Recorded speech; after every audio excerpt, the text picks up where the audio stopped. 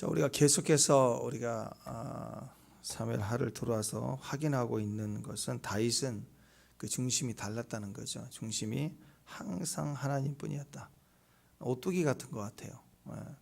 벽처럼 처음부터 견고히 서 있는 건 아니죠. 그러면 넘어질 수가 없겠죠. 근데 그게 아니라 넘어질 수 있는 사람이고 때로는 흔들리더라 이거예요. 쉴 수도 있고 순간적으로 흥분할 수도 있다. 그래서 계속 넘어질 수 있고 흔들릴 수 있고 어느 때는 너무 세게 밀면 쓰러져서 바닥까지 칠 수 있죠. 근데 조금 지나면 다시 오뚜기가 쑥 다시 서는 것처럼 또 일어서더라라는 거죠. 왜일까? 다윗은 중심이 오직 하나님뿐이었다. 그래서 오늘 그 미갈이 미갈 같은 사람, 미갈을 소개할 때 그냥 미갈 다윗의 아내 이렇게 얘기하지 않고 사울의 딸 이렇게 표현하잖아요. 그 근거를 가지고 있다라는 거죠. 미갈과 같은 사람은요, 미갈은 사울과에 속한 이 미갈은 사람들 앞에서 다윗이 창피한 거예요. 왕의 채통을 생각했다라는 거죠. 그러니까 하나님이 안 보이는 거죠. 이 상황이 하나님 상황으로 보이지 않고 자기 상황, 사람 상황으로 자꾸 이해하려고 하는 거죠. 지혜를 하는데 자꾸 사람 관계로 보면 안 돼요. 하나님 관계로 그것을 이해해야 됩니다. 기도할 때도 그렇잖아요. 기도할 때도 이 문제가 얼마나 큰 문제인가, 이 상황이 얼마나 심각한 것인가 별로 중요한 게 아니에요. 기도는 항상 하나님 관계를 생각해야 돼요. 얼마나 우리 하나님이 크신 분이신가. 그래서 다윗이 그 중심이 항상 하나님께 서 있었다. 이게 가장 핵심입니다. 중심이 오직 하나님이었다. 중심이 오직 하나님이었다. 왕이 뭘까요? 왕은 또 이스라엘 백성들이 왕을 구하고 또 드디어 온 이스라엘의 왕으로서 다윗이 섰다. 이 말은 중심이 됐다는 말이죠. 왕이 그 나라의 중심이 됐다. 그러니까 왕이 그 나라의 중심이 된다. 그 말은 왕이 하는 일은 무엇일까요? 왕이 하는 일은 중심을 잡아주는 일이에요.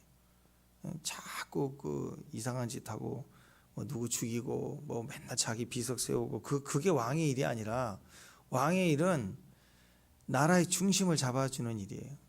그거 하라고 왕이 된 거니까. 다윗이 이스라엘 전체 왕이 되자마자 무슨 금으로 애보 만들어 놓고 그렇게 하는 게 아니라 제일 먼저 한 일이 뭐였느냐? 예루살렘 성을 정복했어요. 그래서 이전까지는 여부스 성이었는데 이스라엘 전체의 수도를 딱 정한 거예요. 이게 뭐예요? 중심 잡아주는 일이죠. 그러니까 부쩍 이 10지파가 하나가 되지 못한 상태에서 헤브론을 중심으로 유다 지파의 지지를 가진 왕이었지만 제한적이었잖아요. 근데 이제 전체 10지파가 하나가 되니까 온 이스라엘의 중심이 되는 그런 장소가 필요했다라는 거죠. 그래서 온 이스라엘을 하나 되게 하는, 또 헤브론에 계속 있을 수도 있지만 헤브론에 있으면 헤브론에 여전히 왕이 된 자리에서 그대로 있으면 10지파를 포함한 전체 이스라엘 왕으로서의 중심이 약하단 말이에요. 그래서 하나님 뜻 가운데서도 이제 드디어 전체가 하나가 돼서 예루살렘 성이 곧 마지막 때 주님의 시온성을 의미하잖아요. 그러니까 영적으로 이제 드디어 이스라엘 전체 왕이 되면서 중심을 잡는 일에 드디어 이호부스족을 쫓아내고 그것을 정복하여서 다윗성이다, 시온성이다, 예루살렘이다 이렇게 이름을 선포했다라는 것입니다. 그러니까 다윗은 지도자로서 왕이 되자마자 왕의 일 첫 번째 중심 잡아지는 거 무엇부터 했습니까? 장소를 딱 잡았어요. 장소의 중심. 대한민국 그러면 지도상에 어디 일본 뭐 미국 지도가 있잖아요. 우리가 장소 없이 떠들면 안 되죠. 가나안이라는 장소도 하나님 백성으로서의 그 땅을 차지하는 거 아니에요. 장소를 정했어요. 이제 장소의 주인 되신 하나님이 왕으로 세워지니까 왕의 일, 왕의 역할, 이스라엘 전체의 중심을 정하는 일인데 그 중심을 예루살렘으로 정했다라는 거예요. 이제 뭐가 필요할까요? 이제 장소의 중심을 잡았으니까 이제는 영적 중심이 필요하겠죠. 눈에 보이는 육적 중심이 중요한 게 아니라 영적 중심이 좋아요. 존재의 중심이 딱 중요합니다. 사람이 아니라 하나님이 허락하신 가나안 땅, 그리고 이제 드디어 그 중심을 잡았습니다. 예루살렘이라는 중심을 잡았어요. 장소의 중심을 드디어 잡은 거예요. 그러니까 어떻게 보면 출애굽 여정에서 매일 헷갈리고 맨날 빙빙대고 패역하고 했던 그 백성이 사사기까지 오고 사울 왕까지 올 때까지 아직까지 중심 못 잡은 거예요. 예루살렘 성을 이제 드디어 이제 탈환한 거예요. 여호수아 때도 대부분을 정복했지만 다 정복하지 못했어요. 헤브론을 갈렙이 나서서 유일하게 정복을 했지만 제일 근접하게 유다족 속에 꼭지점을 찍어놨지만 이스라엘 전체의 꼭지점 중심은 어디냐? 예루살렘이라고. 그래서 그 출애굽의 여정이 드디어 여기서 이제 정점을 이루었다. 다윗에 의해서 우리가 이렇게 볼 수가 있습니다. 장소의 중심이 딱 잡았습니다. 이제 뭐가 필요할 거예요? 영적 중심이 필요합니다. 육적인 중심이 잡혔으니까 영적 중심이 필요하겠죠. 그래서 이제는 아비나답 집에 70년간 방치되어 있었던 하나님의 법궤를 다윗성으로 옮겨 올라가요. 법궤가 와야 영적인 중심이 딱 잡히는 거죠. 채워져야 돼. 하나님으로 채워져야 되니까. 구약에서 하나님의 법궤는 곧 임재를 상징한다고 그랬죠. 성전을 지었는데 성전에 하나님의 영이 안 계시다. 그럼 그 무슨 성전이에요? 건물이지. 그죠? 그냥 건물이에요, 건물. 사람의 몸이 이렇게 있는데 영혼이 빠져나갔다. 죽음이에요, 죽음. 껍질에 껍질. 아무 의미가 없어요. 그래서 예루살렘 성을 탈환해도 아름답게 화려하게 지었어도 거기에 하나님이 계시지 않는다. 그러면 큰일 난 거죠. 사람만 바글바글한다. 종교이죠. 건물일 뿐이에요. 언제든지 부서질 수 있는 껍질일 뿐입니다. 그래서 영혼의 중심이 필요합니다. 영적 중심의 절대적이죠. 하나밖에 없어요. 다른 것으로 채울 수가 없어요. 기드온처럼 금 에봇을 만들어 놓고 거기다 숭배하고 그런 짓 하면 안 되죠. 그래서 오직 필요한 것은 하나님뿐입니다. 하나님을 상징하는 또 하나님이 스스로를 제안하셨던 하나님의 자리가 되는 곳.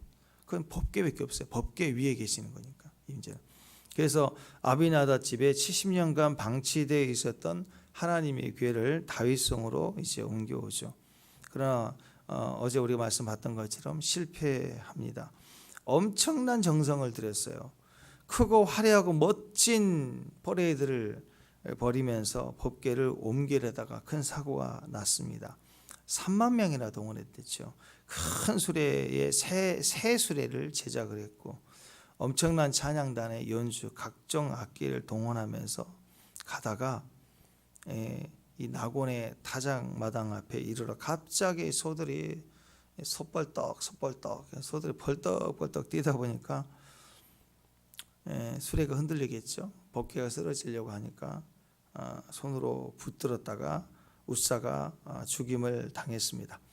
그 순간 다윗이 분노하죠. 엄청나게 분노하고 동시에 두려움을 느낍니다. 그래서 포기를 하죠. 더 이상 법궤를 다윗성으로 메어가지 못했다.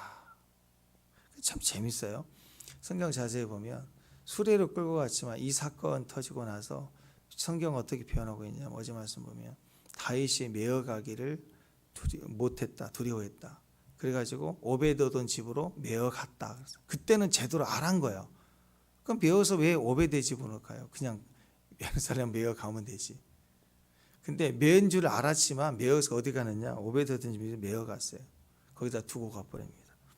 그러니까 너무 큰 분노와 실망감, 무너짐 이런 거라고 그랬죠. 인간적 정성이 만들어내는 얼마나 우리가 잘못된 흥분 속에 있었는가. 그러면 거기서 거품이 꺼지면요 죽을 것처럼 싫은 거예요. 창피한 거죠. 인간적으로 했던. 생각해 보세요. 일명 개망신이 아니에요. 개망신. 왕이 엄청난 퍼레이드를 펼쳤고 온 국민이 쳐다보는 앞에서 김이 빠진 거잖아요. 누군가 책임져야 된다면 사형감 아닌가요? 창피하고 실망하고 또 두려워서 이 재앙이 예루살렘으로 옮길까 봐 두렵고 여러 가지 망감이 교차가 되었을 것입니다. 자, 그런데 이제 두 번째 오늘 오베데돔 집에 축복이 임했다는 날마다 복을 받는 게 증거가 되고 전해지니까 달라졌어요. 우리 다윗이 달라졌어요. 그래가지고 이전에 실패했을 때처럼 이제 엄청난 정성이나 화려한 퍼레이드 뭐 그런 거 안 해요. 그런 거 안 하고 대신 상상할 수 없을 만큼의 대가를 지불하고 희생을 치르며 법궤를 가지고 옵니다. 이게 완전히 달라진 거예요. 완전히. 하나님의 임재를 대가 없이 옮겨오지 않겠다. 중심이 달라진 거예요. 중심에서 나오는 거예요. 모든 헌신은 중심에서 나오는 거예요. 중심이 다시 돌아온 정도가 아니라 아주 견고하고 단단해지고, 그래서 그냥 이건 대가 지불을 해야 되겠다. 그래서 내가 이걸 가볍게 가지고 가면 안 되겠다 하고 대가를 스스로 지불하게 됩니다. 12절 13절 한번 읽어보실까요? 12절 13절 시작. 어떤 사람이 다윗에게 아뢰어 이르되 여호와께서 하나님의 괴로 말미암아 오베데돔 집과 그 모든 소유의 복을 주셨다 한지라. 다윗이 가서 하나님의 괴를 기쁨으로 메고 오베데돔 집에서 다윗성으로 올라갈새 여호와를 궤를 맨 사람들이 6걸음 감에 다윗이 소와 살진 송아지로 제사를 드렸다.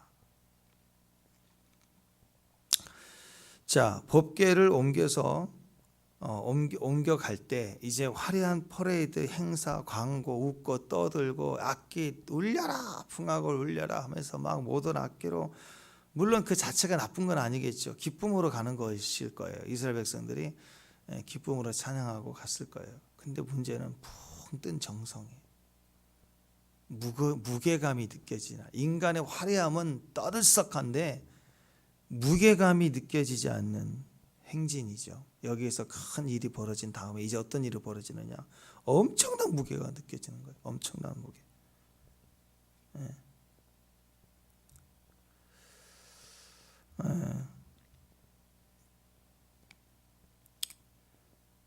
이 대가 지불하는 것이 얼마나 컸을까, 얼마나 무거웠을까.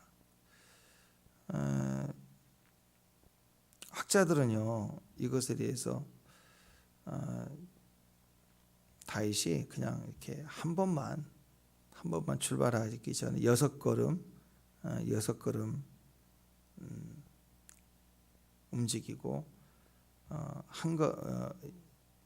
한 번만 이렇게 소를 잡고 이렇게 했을 것이다라고 생각을 하는 분들이 많아요. 왜냐하면 예루살렘과 성까지 가는 도중에 6걸음마다 짐승을 잡았다면 그 수가 얼마나 컸을까? 그건 상상할 수 없다. 그건 아닐 거야. 그렇게까지 하지 않았을 것이다. 이렇게 얘기를 합니다. 그래서 6걸음을 행함에 이렇게만 결론을 내릴 때가 상당히 많죠. 역대상 15장 26절에 보면은요, 그 수가 모두 숫송아지 7, 수양 7마리로 이렇게 기록이 되어 있습니다. 그러니까 이 정도 드린 거지 한번.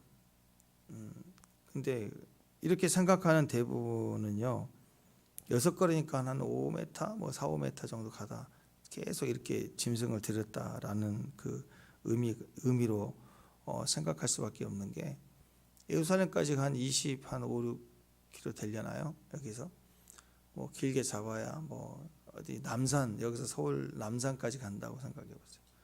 그 거리를 쭉 6걸음마다 짐승을 잡고 피를 뿌리고 간다면 그 짐승의 수가 얼마나 많이 들어질까요?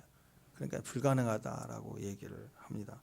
근데 저는 그 이유를 이게 너무나도 상식 밖에 짐승을 잡을 수밖에 없는 상황이니까 불가능하다, 이렇게 이 얘기를 하는데 저는 아니라고 생각해요.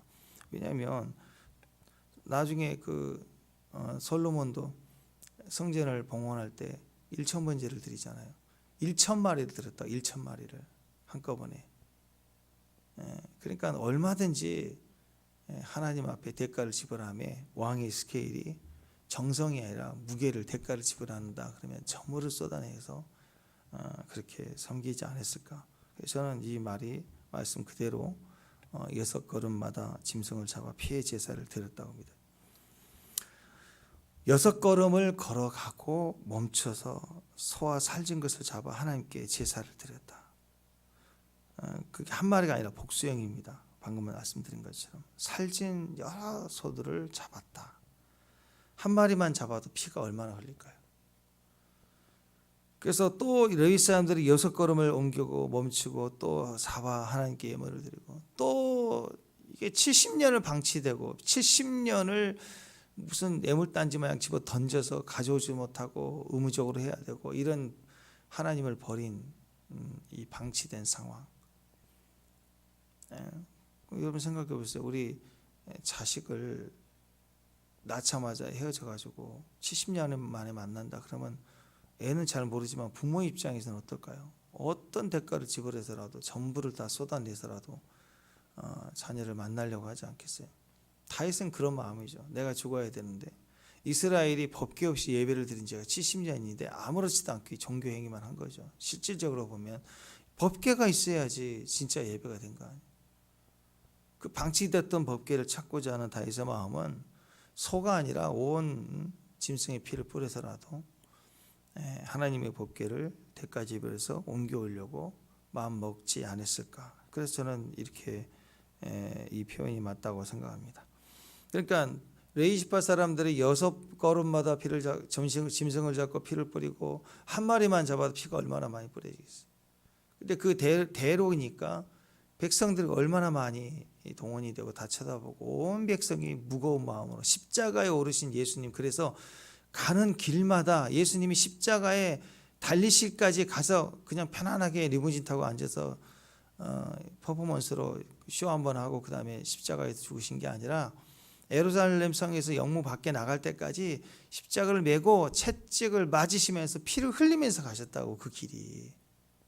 그러니까 예루살렘을 향하여 들어가는 이 법궤의 진행도 하늘에서 본다면 6걸음마다 피를 뿌리고 6걸음마다 피를 뿌린다면 지금 이 오베드돔 집에서부터 예루살렘 성까지 가는 길이 지도상으로 보면 빨갛게 선이 이렇게 지금 진행이 되는 거예요. 핏길이 만들어진 거예요. 핏길이. 피가 뿌려지면서 대가를 지불하면서 그건 다윗의 회개고 다윗의 눈물이고 이스라엘 전체 예배 회복의 길.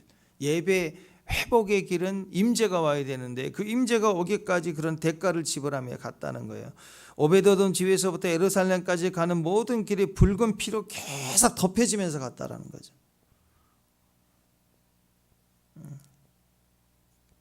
엄청난 대가를 지불하고 간 것이겠죠.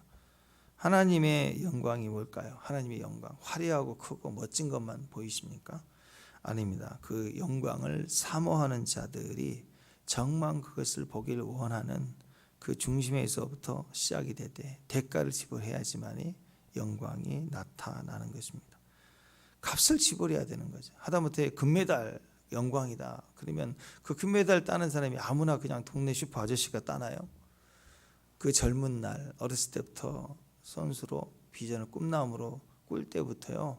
일반 아이들이 누려야 될 기본적인 그 부모한테 공급받고 놀러 가고 친구 만나고 또 애들끼리 뭉쳐서 놀고 하는 거 다 포기하고 하는 거예요. 포기하고. 또래 아이들이 10대 아이 때 그렇게 즐거워하고 놀아야 됐던 거 다 포기하고 노는 거라. 그 시합을 위해서 준비했던 자들의 경쟁을 해서 거기서 금메달이 따죠. 대가 없이 될 일이 아무것도 없습니다.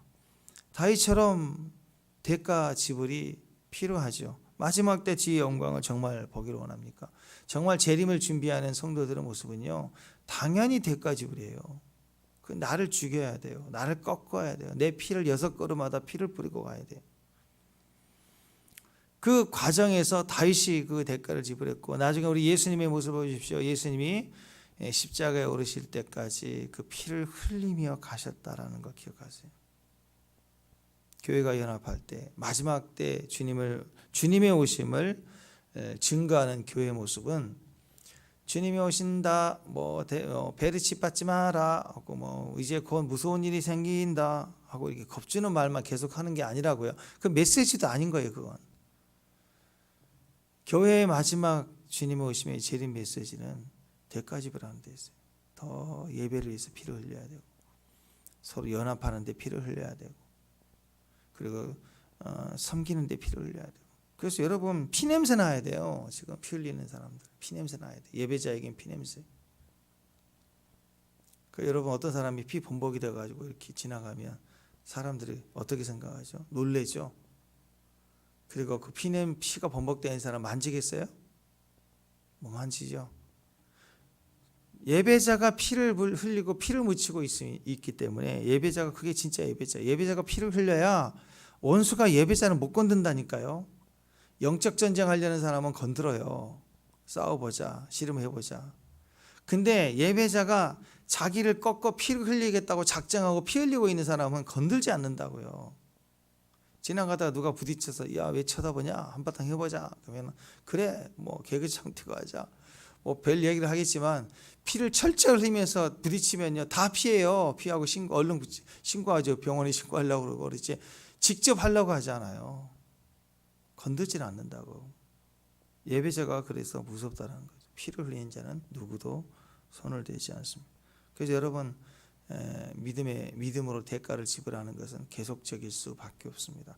아무리 형편이 좋아도요. 우리는 끊임없이 손에 피를 묻히고 우리 스스로가 피를 흘릴 수밖에 없어요. 그게 예배자예요. 예배자. 예루살렘은 지금까지 계속 피를 안 흘린 때가 없었어요. 지금도 계속 피를 흘려요. 계속 전시상 때고 계속 폭탄 자살 테러 피를 계속 흘리는 것입니다.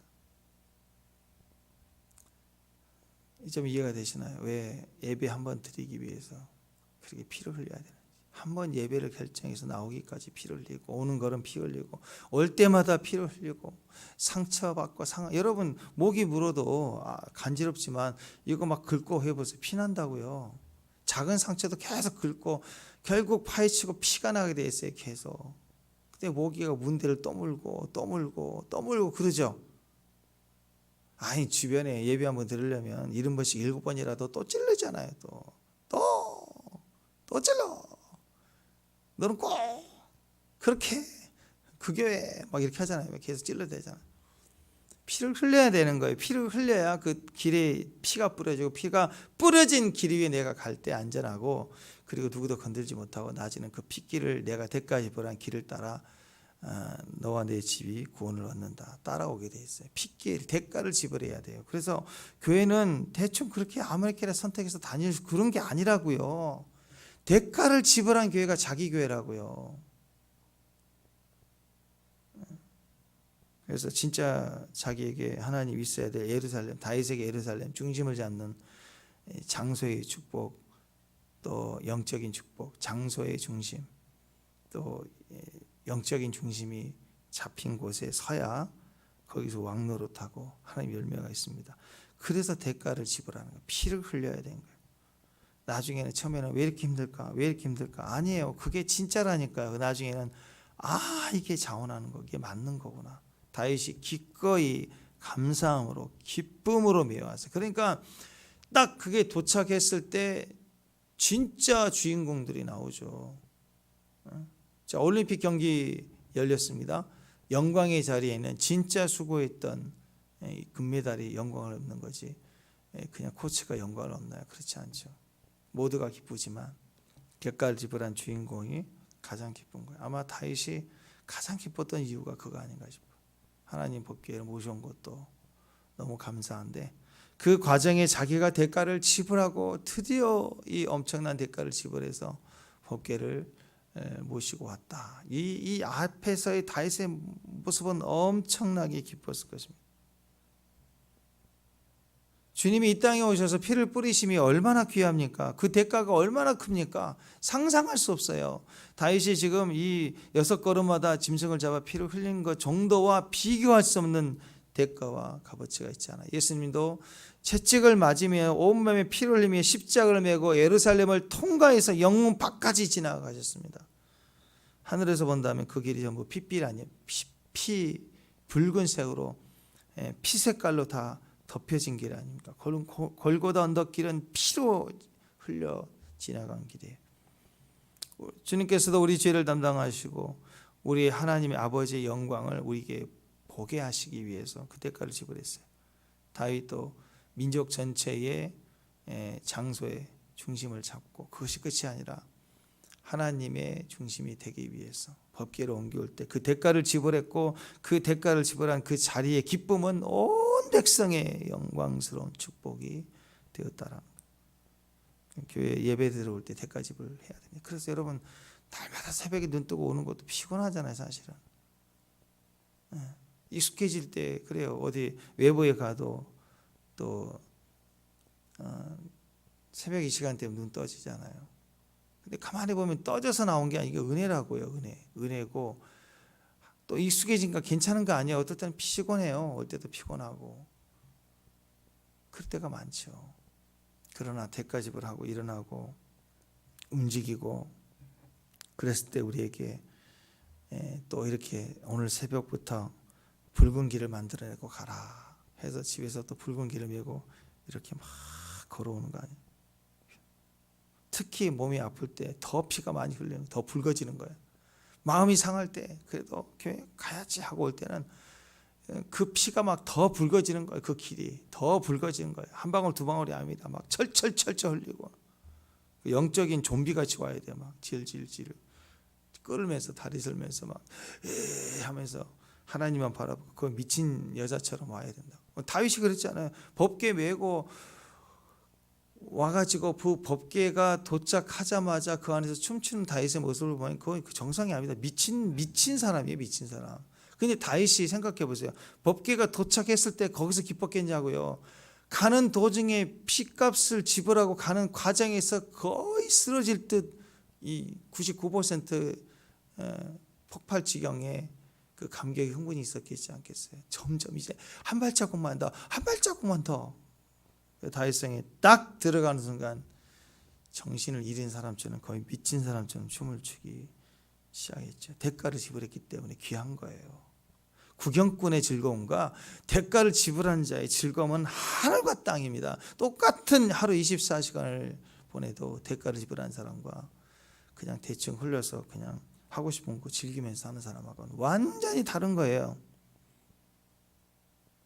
여러분 지금까지 우리가 중심이 상하는 거, 교회 한번 올 때마다 아파하고 피를 흘리고 또 집에 가면 그 전쟁 치러야 되고 직장 가면 그 전쟁 치러야 되고 그 답답하고 힘든 과정을 계속 가는 과정이 계속 난도질 당하고 마음 아프고 표현도 못하고 말도 못하고 흘렸던 게 붉은 길 만든 거예요. 붉은 길.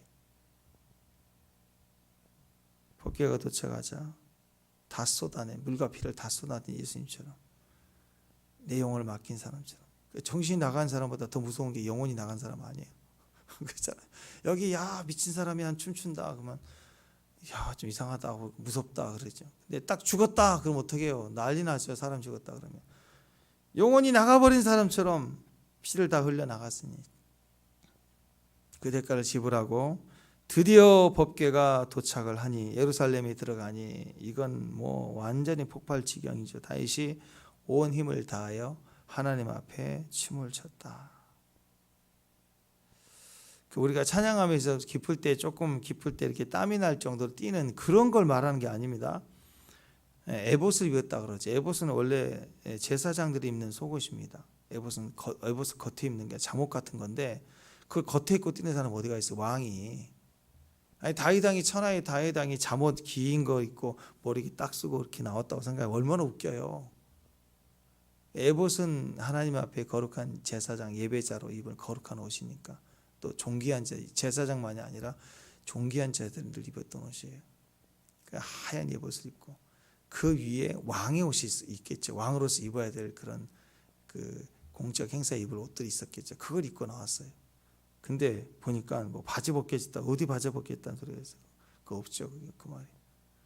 네, 그렇게 이제 사람들이 칩을 한 거고 사실은 에봇을 입었는데 어떻게 했느냐?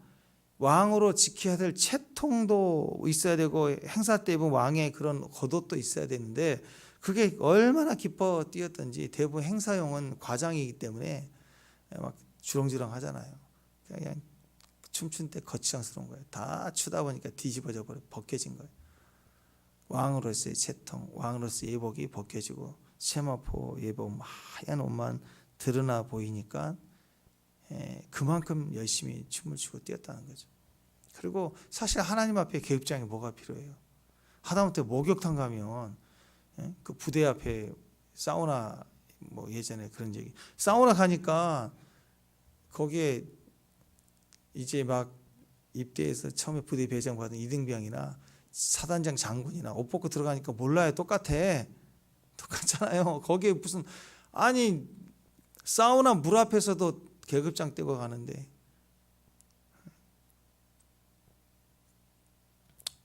어떤 사람이 나이 든 사람이 사우나 와가지고 물을 부으면서 옆에 흘리니까 젊은 애가 싸가지 없게 말해 어른한테 물 좀 조심하라고서 막 하니까 아이고 지금 괜히 또 말싸움하다 젊은 사람한테 봉변 당할까봐 나이 드신 사람이 아무 말도 못하고 속상해가지고 나왔는데 옷을 갈아입은데 보니까 이놈은 이등병이고 이 사람은 사단장이다. 그런 얘기 했잖아요 제가. 그럴 수 있어요. 아니, 물 앞에서도 계급장을 다 띄는데 하나님 앞에서 무슨 계급장이 필요해? 세상에서 내가 무슨 국회의원이고 무슨 가수고 뭐 선생님이고 뭐가 중요해요? 주 앞에 와서는 다 똑같은 건데 한 영혼인데 주 앞에서는 뭐 목사가 뭐가 필요고 선교사가 무슨 필요가 있고 무슨 권사가 집사가 뭐 장로가 뭐가 필요했어요? 예배로 뛰어야지. 예배에서 뛰는 거지. 무슨 교회에서 계급장이 있어요? 에봇이 나타나고 에봇은 예배하는 옷이잖아요. 거룩하고 순결한 주 앞에 서는 옷. 다 에봇 입어야 돼. 에봇. 그래서 그 요한계시록에도 허다한 무리들이 하얀 세마포 옷을 입고 서서 구원하심이 어른 양께 있도다 하고 찬양하지 않습니까? 예, 얼마나 기쁘든지 거의 미친 사람 수준으로 춤을 췄다라는 것입니다. 다윗은 법궤를 예루살렘으로 이렇게 모셔오고 아직 예루살렘에 솔로몬 시대에 성전이 지어지니까 이 시대에는 성전이 없죠. 그러니까 임시로 천막을 하나 만들어놔요. 그런데 천막을 만들었는데 주님의 이 법궤를 너무 보고 싶은 거예요. 그러니까 다윗이 천막을 만들 때 천막 뚜껑만 만들고 지금 얘기하면 파라솔 같은 거예요. 파라솔처럼. 겉에 사방에 원래 성막은 천으로 다 쌓아야 되잖아. 그리고 또 성전도 벽이 다 있고. 근데 법궤가 지성소로 들어가면 가려지니까 법궤를 메고 온 그 즐거움, 그 법궤를 보고 싶은 마음이 너무 크니까 다윗은 크게 뚜껑만 이렇게 천막을 만들고 사방에 보이도록 법궤를 보이도록 임시 처사에 안치해 둡니다. 그리고 제사장들을 그룹을 지어 팀을 만들었어요. 그리고 나서 그 팀별로 순서를 정해서 24시간 계속 예배하게 만들어요. 여기서부터 시작된 거예요. 온띵. 24시간 연속 예배, 기도. 이게. 그래서 이 천막 안에서는요, 쉬지 않는 예배가 여기서부터 시작돼요. 쉬지 않는 기도, 쉬지 않는 예배, 쉬지 않는 찬양, 쉬지 않는 연주가 계속된 거예요. 이것이 다윗의 장막입니다. 이 예배가 다윗이 왕으로 임기를 다하고 죽을 때까지 대략 33년 동안, 대단하죠. 33년 동안 왕명으로 딱 정해서 예배가 시작이 됐다. 그게 솔로몬 때에 이어졌으면 얼마나 좋았어요. 예배가 갈라지니 또 똑같이 갈라지죠. 산을 올라갔다 내려온 것처럼 이 열 지파가 또 배신을 하고 또 올라가서 북이스라엘을 또 건축하고 또 남유다와 대립하고 그러지 않습니까? 이 마지막 때 하나님 이거 다시 보고 싶은 거예요. 그래서 여러분 하나님의 교회는 다윗의 장막으로 계속 예배할 수 있어야 돼요. 계속 기뻐하고 계속 춤을 추고 그러려면 이제 어떻게 해야 됩니까? 이 제사장들이 서고 천막처럼 이렇게 세워지고 하는 과정이 되기 전까지 어떻게 해야 됩니까? 거의 다윗과 같이 미친 사람들이 생겨나야 되고 그리고 계속 피를 흘리는 사람들이 와야 돼요. 피를 흘리는 사람만이 다윗처럼 미친 듯이 성전에서 춤출 수 있어요. 피를 흘려야 돼요. 피를. 경험해 보셨나요? 한번 너무 힘들 때, 올 때, 교회고 뭐고 다 그냥 죽고만 싶을 때, 누구도 이해할 수 없고 속상할 때. 근데 또 갈 데도 없어요. 그러니까 눈물 흘리며 피 흘리며 오는 거예요. 혼자 훌쩍훌쩍. 근데 그날 왔을 때 예배의 말씀에 또 찬양의 가사에 폭발할 때가 있잖아요. 우리 안에. 그거예요. 대가 지불해서 왔기 때문에 피를 흘리는 사람에게는 그 예배가 감격될 수밖에 없는 거예요. 하나님이 인정해 주시는 축복이 될 수밖에 없다.